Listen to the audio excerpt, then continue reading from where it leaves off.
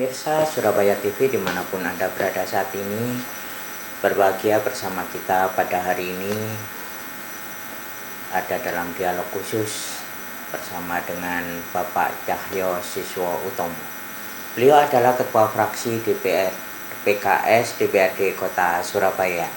Sehari-hari beliau ada di Komisi D yang membidangi tentang sosial. Karena itu, marilah kita bersama-sama menyapa beliau. Selamat siang, Assalamualaikum Pak Cahyo. Waalaikumsalam warahmatullahi wabarakatuh. Pak Cahyo, selama 1 jam ke depan kita akan berbicara tentang tugas pokok dan fungsi DPRD Kota Surabaya, utamanya yang ada di Komisi D. Ya. Jadi kita akan berbicara perihal tentang kesehatan, sosial, kemudian pendidikan, dan tentu saja tenaga kerja.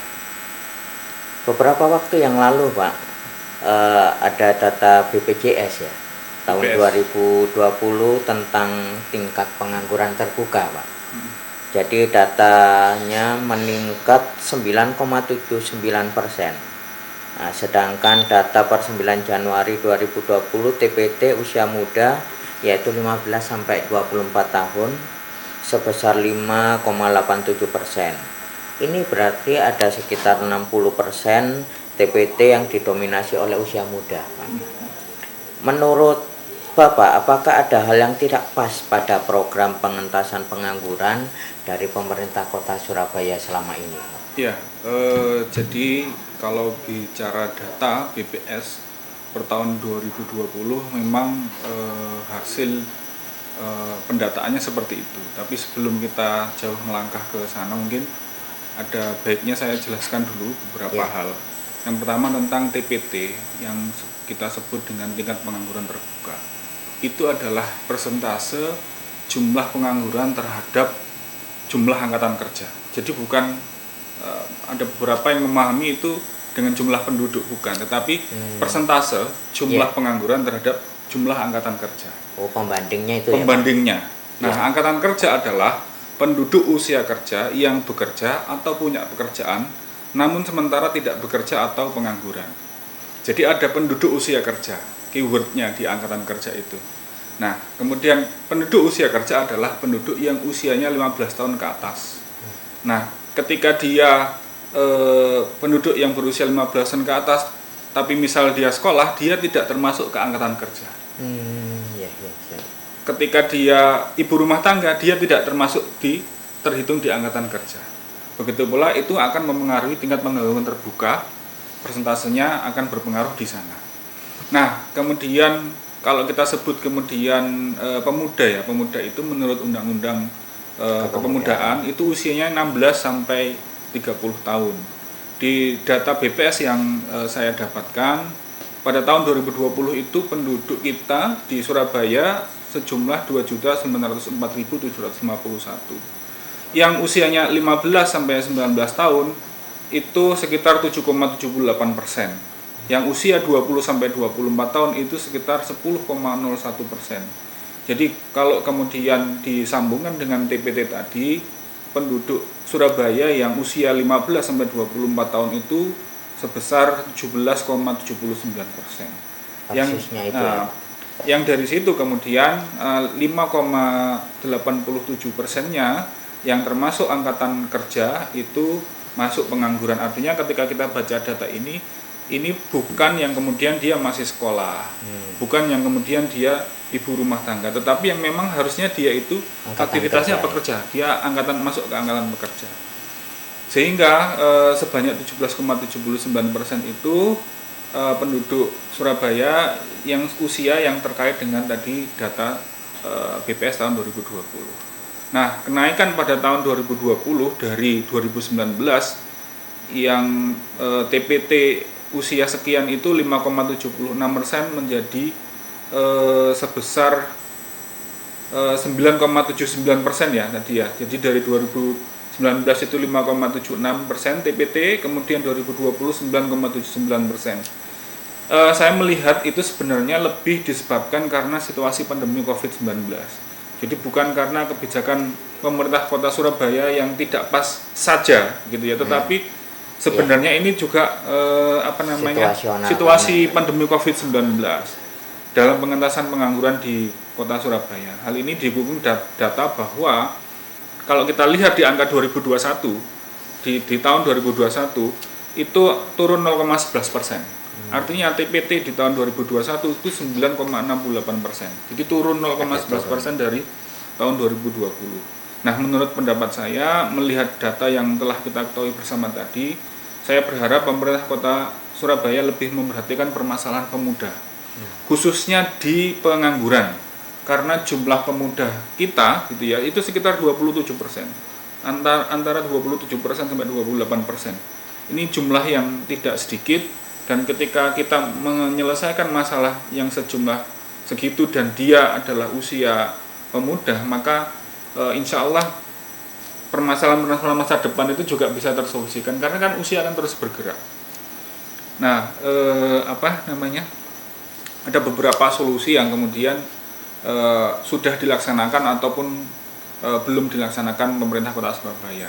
Kalaupun sudah dilaksanakan mungkin harus kita awasi agar solusinya itu optimal. Nah, yang pertama adalah perbanyak menciptakan lapangan pekerjaan di sektor real seperti di kawasan apartemen, hotel, restoran dengan mempekerjakan tenaga kerja lokal. Kalau kita lihat Undang-Undang Cipta Kerja ya yang Omnibus Law itu bahwa tenaga kerja yang kemudian masih bisa kita push angkanya sampai 80% itu ada di sektor pariwisata. Selain di sektor pariwisata itu tidak bisa kita push serapan tenaga kerja harus tenaga kerja lokal. Itu tenaga kerja lokal itu hanya di sektor pariwisata. Jadi usahakan sektor-sektor real terutama yang terkait dengan sektor pariwisata seperti restoran, kemudian perhotelan, kemudian tempat wisata, kemudian mall. Nah, itu di sektor pariwisata itu serapannya tinggi di sana. Kemudian pemberdayaan UMKM. Jadi kita juga ketahui bahwa pemerintah Kota Surabaya sudah melakukan pemberdayaan UMKM, banyak pelatihan-pelatihan khususnya kepada anak muda dengan menciptakan khususnya yang bisa menciptakan lapangan pekerjaan sendiri. Ada memang programnya itu kalau tidak salah program kewirausahaan mula, yaitu memang khususnya di Disbud Porapar hari ini. Jadi tidak di Disnaker tapi di Disbud Porapar. Kemudian saya juga mengusulkan jika memungkinkan nanti secara usulan itu diserap, ada TKPPD. Ini Tim Koordinasi Penanganan Pengangguran Daerah. Jadi khusus untuk menangani pengangguran daerah. Jadi ada desnya sendiri. Ya, jadi dia khusus untuk menyelesaikan penanganan pengangguran, diselesaikan. Kemudian ada pelatihan dan sertifikasi kerja berdasarkan bakat dan minat. Terus yang paling penting juga link and match antara perusahaan dan pencari kerja. Juga berbagai macam bursa kerja baik offline maupun online. Dan masih banyak hal lagi yang mungkin nanti bisa dikerjakan oleh pemerintah Kota Surabaya. Terkait juga UMKM dan tentu saja yang terkait dengan pemasaran digital. Iya, marketing digital itu dikuatkan juga. Ya, Pak, ini tadi disinggung persoalan pariwisata, Pak. Baru-baru ini kan ada viral kaitan dengan adanya kecelakaan di wahana rekreasi Kenjeran, Pak. Ya. Nah, banyak memakan korban. Nah, ini bagaimana pandangan Bapak? Pada saat itu Bapak teriak-teriak tentang asuransi yang mungkin terabaikan. Nah, itu bagaimana penjelasannya? Ya, mungkin sudah keluar ya hasil penyelidikan kepolisian ya. Saya belum mendapatkan laporan kembali hasil penyelidikan. Tapi kalau kita ketika menyampaikan sesuatu itu semua berdasarkan kebijakan, dan kebijakan itu ada peraturan-peraturan perundang-undangan yang memayunginya. Nah, kalau kita berdasarkan Perda nomor 23 tahun 2012 tentang kepariwisataan, khususnya pasal 21, maka dalam penyelenggaraan kepariwisataan pemerintah daerah itu mempunyai kewajiban memberikan informasi kepariwisataan, perlindungan hukum, keamanan dan kenyamanan serta keselamatan wisata. serta mengawasi dan mengendalikan kegiatan kepariwisataan dalam rangka mencegah dan menanggulangi berbagai dampak negatif bagi masyarakat. Oleh karena itu menjadi sebuah kewajiban bagi pemerintah kota untuk melakukan pengawasan terhadap objek wisata yang ada di kota Surabaya ini. Dalam hal ini yang kemarin kejadian di Ken Park ini sebetulnya kita bisa meminimalisir terhadap pengelola wisata tersebut secara dinas Budporapar yang dalam hal ini punya kewenangan itu melakukan pengecekan secara menyeluruh terhadap wahana-wahana bermain yang ada di kota Surabaya, wahana-wahana wisata yang ada di kota Surabaya. Waktu itu kami sampaikan kepada dinas kebudayaan, pemuda, olahraga dan pariwisata, dan waktu itu memang kita dalam rangkaian HUT Hari Jadi Surabaya yang ke-729 pasti nanti banyak wisata yang terpakai gitu ya, banyak wahana wisata yang akan dipakai oleh baik itu wisata lokal Surabaya, luar kota ataupun mungkin sampai luar negeri. Nah, itu mungkin diperhatikan wahana-wahananya, misal perahu itu sudah dicek belum dan seterusnya.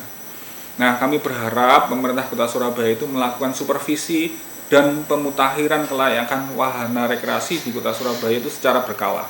Jadi ada berkalanya dan mengacu pada pasal 23 di Perda yang sama itu menyebutkan bahwa setiap pengelola wisata di Surabaya wajib memberikan perlindungan asuransi pada usaha pariwisata dengan kegiatan yang berisiko tinggi. Sehingga kami berharap juga pencairan asuransi sesuai dengan peraturan yang berlaku dilaksanakan dan bantuan lainnya yang bersifat sosial sebagai bentuk tanggung jawab pihak pengelola wisata. Waktu itu yang terkait dengan ini ya, wahana Ken Park ada dua hal setidaknya yang saya sampaikan. Yang pertama adalah terkait dengan wahananya. Jadi usia wahana, kemudian kelayakannya, pemeliharaannya itu yang kemudian setelah 2 tahun mungkin nggak terpakai ya karena COVID-19, tahun 2022 dibuka. Nah, itu mungkin perlu dipertimbangkan kelayakannya, dicek dulu. Yang kedua, yang terkait dengan wahana itu adalah SOP-nya. Saya melihat hari gini kita punya dihubungkan dengan IT ya mestinya, sehingga orang yang datang ke sana itu tidak over capacity. Wahana di sana kan perosotan ya. Nah, harusnya juga di SOP itu tidak boleh naikin orang, memasukkan orang ke perosotan itu kalau yang di bawah belum keluar. Itu kan logis seperti itu. Nah, itu tidak terjadi kemarin. Jadi tidak terjadi, ini belum keluar tapi yang di atas masukin. Berarti ada kelalaian dalam pengawasan. Ya, ada kelalaian dalam pengawasan. Menurut saya juga SOP-nya juga harus dicek itu. Itu turun berapa, naik berapa dan seterusnya. Selain itu, hal yang kedua selain terkait dengan wahana tadi itu adalah bab asuransi. Kemarin kami cek juga bahwa di tiket itu tidak tampak asuransi, tetapi ketika kita cek ada asuransinya. Meskipun terkadang asuransinya itu ini memang tergantung akadnya juga ya. Yang saya ketahui juga tiap kali kejadian kecelakaan itu mendapatkan asuransi sekitar 100 juta. Berapapun jumlah yang kecelakaan di situ. Dalam waktu setahun. Nanti kalau ada kejadian lagi ya sudah selesai asuransinya. Mestinya itu menjadi bagian dari ketika dilakukan pengurusan perizinan bahwa pengunjung yang datang di sana itu sudah di-cover oleh asuransi itu secara jelas ya. Ya, yang pertama begini, ketika saya cross check sama Disbud Porapar ini kenapa ini di asuransi bagaimana? Ini termasuk wisata risiko tinggi, Pak. Jadi harus ada K3-nya. Nah, ketika ada K3-nya itu setidaknya pengunjung itu tahu bahwa ini termasuk wahana ataupun wisata dengan risiko tinggi, sehingga mereka ketika melepaskan anaknya, ketika mereka memakai wahana itu tidak tidak asal begitu ya, menyepelekan gitu ya. Nah, yang kedua menyampaikan bab asuransi itu penting karena membuat mereka merasa aku ada asuransinya gitu. Ada jaminan.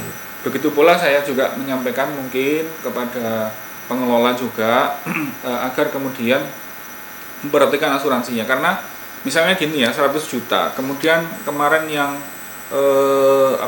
mengalami kecelakaan belasan sampai 20-an kan, berarti 100 juta dibagi itu. Jadi nggak melihat per orangnya dapat berapa, tetapi pokoknya ini ada 100 juta per case ya Pak, per case. Sehingga tidak pertanggungan. Tidak pertanggungan. Jadi seandainya itu lebih banyak lagi, tambah sedikit lagi bantuannya, maka kita juga meminta kepada itu waktu itu pada pihak pengelola wisata juga ada santunan di luar asuransi tersebut, dan beliau menyampaikan iya siap begitu ya, menyampaikan begitu, terutama yang kemudian ada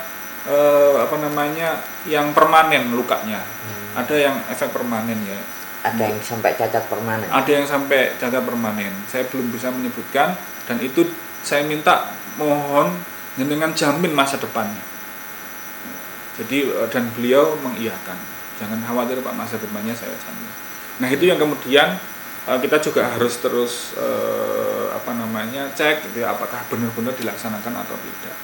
Nah untuk mencegah hal ini terjadi kembali, kami di Dewan meminta Dinas Kebudayaan, Pemuda, Olahraga dan Pariwisata untuk lebih melakukan pengawasan lagi kepada wahana wisata secara langsung, dengan datang satu persatu ke wisata Surabaya yang ada wahananya, terutama secara berkala, terutama yang berisiko tinggi dan berkala.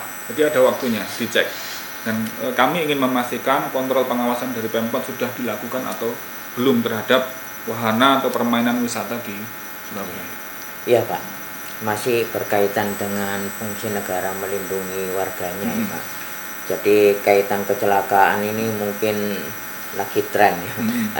Yang terbaru kan kecelakaan bus di Tol Sumo itu, di mana banyak warga Surabaya yang menjadi korban. Nah, bagaimana pandangan Bapak terkait dengan fungsi pengawasan DPRD Surabaya terhadap respon pemerintah Kota Surabaya dalam menangani insiden tersebut?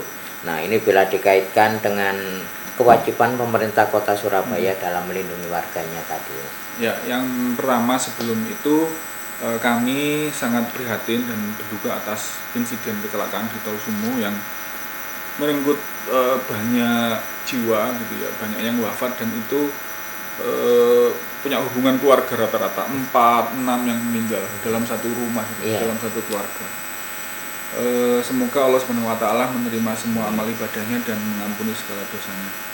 Nah, sesaat setelah kami mendapatkan laporan kecelakaan itu, kami berkoordinasi, berkomunikasi dengan jajaran pemerintah Kota Surabaya, terutama dari Dinas Kesehatan, untuk merespon gitu ya, untuk checking bagaimana penanganan pemerintah Kota Surabaya. Dan insya Allah kemarin kami apresiasi pemerintah Kota Surabaya cukup tanggap dan responnya cukup baik. Semua korban yang masih selamat dan dirawat waktu itu masih di rumah sakit di Mojokerto itu masih dalam pantauan Bapak Wali Kota langsung gitu ya. Kemudian berkomunikasi dengan rumah sakit di Surabaya juga, ketika sudah siap dipindah gitu ya, mereka yang dirawat itu langsung dipindah ke Suwandi gitu ya, dan ada beberapa di rumah sakit lainnya. Nah, untuk penanganan medis lebih lanjut itu supaya bisa lebih intensif, supaya bisa lebih care ya, kemudian BPJS-nya juga sesuai gitu ya, APBD-nya memakai APBD Surabaya. Nah, untuk yang korban sudah meninggal, sudah dimakamkan, dan ahli waris mendapatkan santunan juga dari Jasara Harja. Dan kami sendiri bersama Bu Wakil Ketua, Bu Reni Astuti, itu datang ke rumah korban satu-satu, terutama korban yang meninggal. Kami menyampaikan rasa duka cita dan kehilangan, serta mendoakan terutama bagi yang wafat. Jadi tiap rumah kami datangi, kami beri santunan, dan juga yang paling penting adalah doanya. Jadi tiap rumah kami doakan, terutama warga yang terdapati wafat itu. Sempat ikut tahlilan ya Pak? Sempat ikut tahlilan waktu itu karena sudah malam. Bu Reni yang ikut tahlilan. Sebenarnya saya ada kegiatan lain yang intinya saya titip juga ke Bu Reni dalam tahlilan untuk mendoakan juga. Karena saya waktu di tiap rumah itu ngirim Fatihah di tiap rumah para korban itu. Nah, kami menginginkan memastikan dan mengawal agar hak-hak para korban itu, baik yang meninggal atau yang dirawat di rumah sakit, itu mendapatkan pelayanan yang terbaik dari pemerintah Kota Surabaya. Dan insya Allah dari pengamatan kami, insya Allah respon dan pelayanan dari pemerintah Kota Surabaya terhadap kecelakaan di Tol Sumo ini kami apresiasi cukup baik, bahkan sangat baik responnya.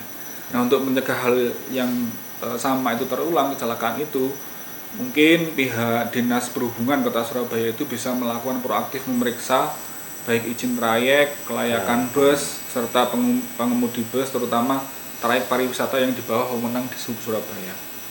Dan untuk warga Surabaya juga kami berpesan agar dalam melakukan perjalanan, termasuk perjalanan wisata, mengutamakan keselamatan dan kesehatan terlebih dahulu daripada yang lainnya, dengan saling mengingatkan khususnya terhadap kru transportasinya. Diingatkan kalau sopirnya terlalu ngebut, diilang ojo ngebut gitu ya, atau kelihatan seliat-seliut begitu ya, dibangunkan suruh berhenti dulu, tidur dulu enggak apa-apa gitu ya.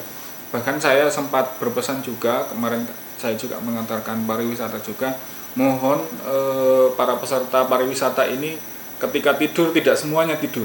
Ada 1-2 orang itu tetap bangun. Nah, jaga-jaga kalau sopirnya agak meleset-meleset begitu ya, lalai begitu.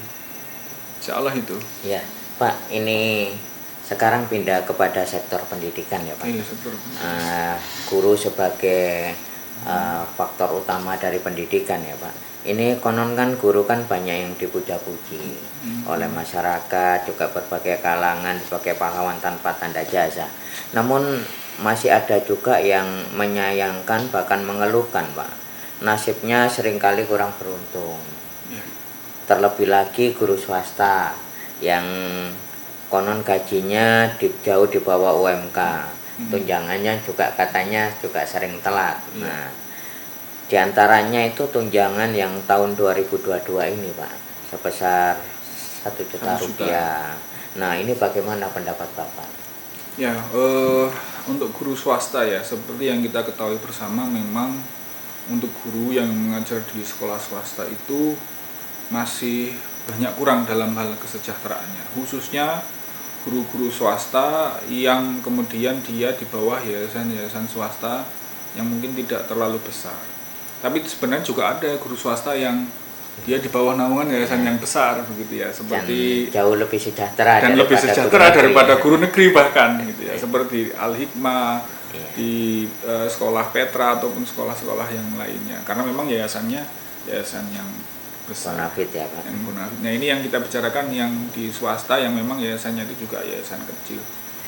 Nah, untuk membantu kesejahteraan guru itu yang mengajar di sekolah yayasan yang tidak besar, maka ada usaha dari pemerintah Kota Surabaya melalui Dinas Pendidikan itu memberikan insentif atau tunjangan mengajar, yakni melalui aplikasi Si Agus namanya. Si Agus, besarannya tiap bulan itu kurang lebih 1 juta, dipotong PPN jadi 970.000. Jadi 1 jutanya nggak bulat, Pak. Nah, nilai tersebut memang kecil, tapi ini menjadi niat baik, langkah baik yang harus kita apresiasi juga kepada pemerintah Kota Surabaya untuk membantu guru-guru sekolah di swasta. Tapi memang dalam perjalanannya kami mendapat laporan tunjangan Si Agus ini beberapa kali sering mengalami keterlambatan, dikarenakan mungkin juga ada beberapa sebab yang kalau kita dalami itu ada sekolah yang terlambat input. Nah, input datanya ketika terlambat, kemudian pasti tunjangannya juga terlambat cair. Nah, ini tidak bisa dipukul rata semua sekolah seperti itu, harus dicek satu persatu case by case, karena saya pernah mengadvokasi dan ternyata memang ketika kami cross check di Dinas Pendidikan ini sekolahnya lapornya terlambat, Pak, sehingga pencairannya juga terlambat. Nah, nanti kalau terjadi di seluruh sekolah swasta di Surabaya yang menggunakan Si Agus ini, baru kemudian kita bisa sampaikan ada apa dengan Dinas Pendidikan Surabaya anggarannya. Tapi biasanya seperti ini case by case, Pak. Ya. Pak, masih berkaitan dengan soal guru ya. Beberapa waktu yang lalu kan ada insiden yang kurang bagus ya, Pak. Ada seorang guru itu memukul siswanya. Jadi ini dilakukan oleh oknum. Ini apabila kita kaji berdasarkan dengan Undang-Undang Nomor 35 Tahun 2014 tentang perlindungan anak, di mana Kota Surabaya ini kan ditetapkan sebagai kota Kota yang layak ramah anak, layak anak, sehingga dimanapun itu anak Indonesia ada di Surabaya dijamin keselamatannya, kesehatannya, dan seterusnya. Ya. Bagaimana pandangan Bapak? Nah, bagaimana kita ketahui kasus pemukulan oleh Guru. oknum guru di salah satu SMP di Surabaya pada bulan Februari kemarin kalau tidak salah, itu kami sangat sesalkan. Kami sangat menyesal kenapa seorang pendidik yang dia seharusnya punya jiwa pendidik yang sabar ya dalam menghadapi anak-anak itu melakukan tindakan tersebut. Nah, menurut kami oknum guru tersebut secara hukum melanggar pasal 76-C Undang-Undang Nomor 35 Tahun 2014 tentang Perlindungan Anak, yang bunyinya tiap orang dilarang menempatkan, membiarkan, melakukan, menyuruh melakukan, atau turut serta melakukan kekerasan terhadap anak. Nah, untuk itu kami di Komisi D memberikan saran, menganjurkan agar ke depan, ini mungkin bisa disampaikan kepada Dispendik, dan pernah kami sampaikan ke Dispendik secara lisan, agar ke depan guru-guru di sekolah ini mendapatkan materi tentang psikologi dalam mengajar, dalam sehari-harinya. Dan dari materi psikologi itu ada materi pengendalian diri melalui pelatihan-pelatihan, dan ilmu psikologi ini minimal membantu guru agar lebih mengontrol emosinya, lebih sabar, dan berperilaku yang baik di saat mengajar.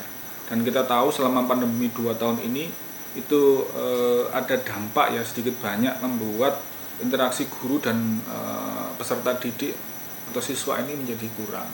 Yang kadang juga kita juga dapati bukan hanya sebenarnya salah gurunya yang kurang sabar, tetapi juga kadang anak-anak ini karena keterlaluan juga begitu ya. Tapi sekali lagi bagaimanapun mereka anak-anak, dan kita sebagai pendidik gitu ya, guru sebagai pendidik itu orang yang lebih dewasa, seharusnya bisa lebih mengontrol emosi dan lebih sabar. Jadi memang ya ini salah satu juga dampak pandemi gitu ya. Ya. Kembali kepada pariwisata, Pak. Ya. Ini mungkin menjadi pertanyaan terakhir. Jadi keberadaan kawasan kota tua di Surabaya, nah, di daerah utara khususnya itu kan diharapkan menjadi satu daerah yang potensi pariwisata. Ya. Namun kondisi yang ada seperti pasar yang masih becek, makam tua, bangunan rumah tua yang cenderung tidak terawat, ditinggalkan pemiliknya, kemudian malah dicoret-coret, tulisan vandalisme dan sebagainya. Nah, ini pemerintah kota ini sebenarnya kan telah hadir, Pak. Pemerintah kota telah berusaha membantu melakukan pengecatan warna-warni sehingga kelihatannya supaya menarik, itu tujuannya. Namun hal ini dianggap oleh sebagian orang yang mengerti tentang estetika dari sebuah heritage bahwa ini tidak sesuai dengan kaidah kawasan tradisional yang memiliki fungsi heritage. Nah, bagaimana pendapat Bapak? Ya. Jadi untuk pertanyaan ini kita kembali mengacu kepada undang-undang, terutama Undang-Undang Nomor 11 Tahun 2010 tentang Cagar Budaya. Bahwa cagar budaya ini berupa benda, bangunan, struktur, situs, dan kawasan perlu dikelola oleh pemerintah dan pemerintah daerah dengan meningkatkan peran serta masyarakat untuk melindungi, mengembangkan, dan memanfaatkan cagar budaya.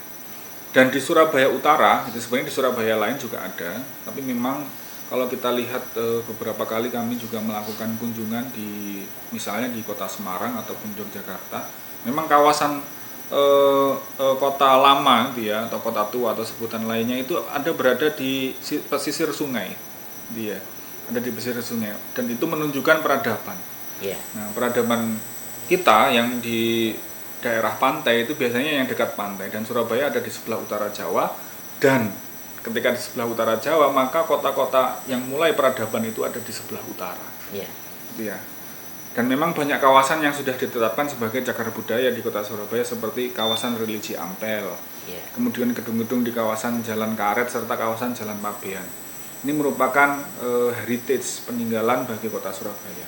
Nah, dalam undang-undang tersebut tentang cagar budaya disebutkan bahwa revitalisasi potensi situs cagar budaya atau kawasan cagar budaya itu memperhatikan tata ruang, tata letak, fungsi sosial, dan atau lanskap budaya asli berdasarkan kajian. Jadi sebenarnya itu kita tidak boleh kemudian melakukan pengecatan secara serampangan gitu ya, itu harus dipertimbangkan. kemudian melakukan coret-coret di kawasan yang sudah ditetapkan sebagai situs heritage ini. Bahkan sebenarnya membangun pun itu juga kita juga harus berhati-hati, lihat situsnya. Saya kasih cerita contoh, saya tidak bisa sebutkan bangunannya secara spesifik karena dikelola oleh swasta. Ada bangunan cagar budaya yang kemudian dia masuk bangunan cagar budaya dan itu dimiliki oleh swasta. Kemudian mungkin karena semangatnya ya pemilik swasta ini gitu ya, perusahaan swasta ini membangun bangunan yang bukan cagar budaya, bangunan baru itu persis seperti bangunan cagar budaya. Nah ternyata itu pun saya juga baru tahu, itu malah mengurangi nilai bangunan cagar budaya yang asli. Ketika ada bangunan baru jadi mereplikasi yang serupa dengan bangunan cagar budaya di sekitarnya itu, meskipun milik iya kan terserah saya yang bangun-bangun seperti apa ya modelnya ya. Tapi ternyata itu membuat nilai cagar budaya itu turun. Nah itu banyak hal yang kemudian kita harus pelajari, hal-hal yang kemudian bisa membuat nilainya turun, bahkan nilai sejarahnya hilang, itu kita juga harus hati-hati. Nah begitu pula ada juga satu bangunan itu yang kemudian pemiliknya ini tidak berani, karena dia masuk cagar budaya juga, sudah masuk. Pemiliknya ini tidak berani merenovasi. Kenapa? Ketika merenovasi harus izin dulu. Bahan-bahan temboknya harus sesuai, harus sama. Nah ini memang suatu peraturan yang kemudian kita harus tetap patuh. Tetap harus patuh, tetapi kemudian juga harus disolusikan dong. Karena ketika mengikuti dengan sesuai dengan idealita sesuai undang-undang itu, ternyata biayanya lebih besar daripada ketika kita merenovasi bangunan biasa. Iya. Gitu. Maka untuk itu kami berharap agar pemerintah Kota Surabaya lebih berhati-hati kembali jika akan melakukan revitalisasi kawasan-kawasan tersebut, agar tidak mengubah fungsi aslinya sebagai kawasan heritage Surabaya, bahkan mungkin mengurangi nilai sejarahnya, nilai cagar budayanya, atau bahkan sampai hilang ketika kita kemudian tidak hati-hati dalam merenovasinya atau memperbaikinya. Ya. Gitu Pak Anang. Pemirsa, tampaknya dialog kita ini semakin lama semakin menarik, tapi akhirnya waktu dua yang harus memisahkan kita. Tetapi tetaplah bersama kami karena masih ada dialog-dialog di masa yang akan datang yang tidak kalah seru dengan dialog pada hari ini. Terima kasih atas perhatian Anda semua. Kami sampaikan salam sejahtera, semoga kita sehat semua. Tetaplah bersama kami di Surabaya TV di channel 44 UHF. Terima kasih Pak Cahyo. Terima kasih Pak Anang. Ya. Assalamualaikum warahmatullahi wabarakatuh. Waalaikumsalam warahmatullahi wabarakatuh. Ya.